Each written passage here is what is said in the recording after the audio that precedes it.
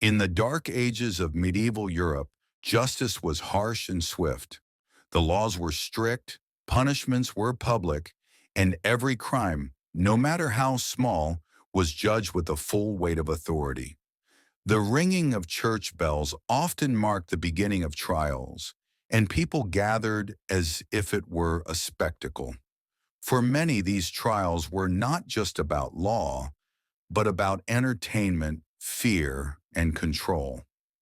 This is the story of a boy whose single mistake changed his life forever. He was no different from other poor children of his village. Most days he was hungry, his ribs visible beneath his torn shirt. He walked barefoot in the mud, dreaming of a life where hunger did not control him. The people lived under heavy taxes from lords and kings, and food was often scarce. Survival was not a choice, but a struggle. Many whispered that stealing was the only way to survive, but everyone feared the punishment. His father had died in battle, leaving the family with nothing but sorrow.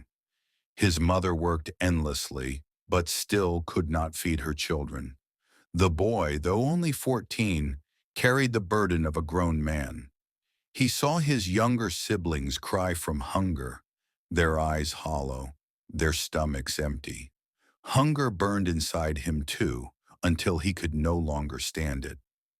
One day in the crowded market square, the boy made a desperate choice.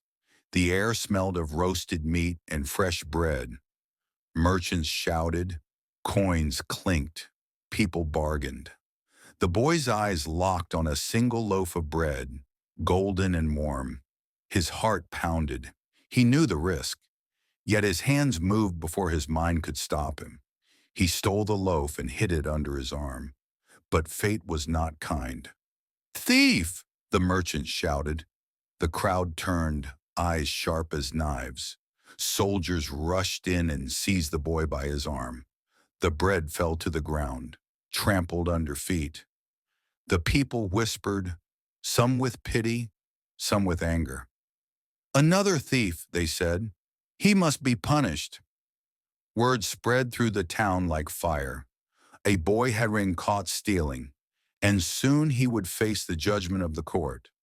The great hall was filled the next morning. Villagers pressed together, nobles in fine robes stood at the back, and guards lined the walls. To many, trials were not only about justice, they were about power. The Lord showed strength by punishing the weak, and the people came to watch, half in fear, half in curiosity. At the front sat the judge, a stern man with white hair and deep lines on his face. He wore a heavy black robe, the symbol of authority. His eyes were cold, his presence commanding. Silence fell as he raised his hand. Before him stood the boy, trembling, barefoot, his hands bound. The judge's voice cut through the hall.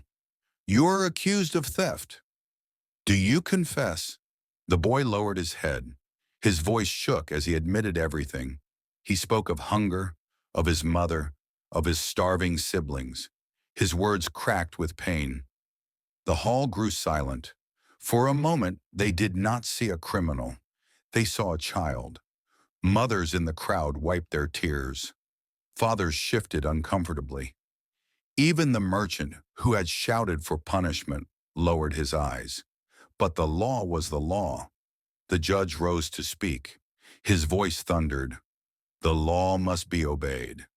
If theft is excused today, tomorrow it will consume us all.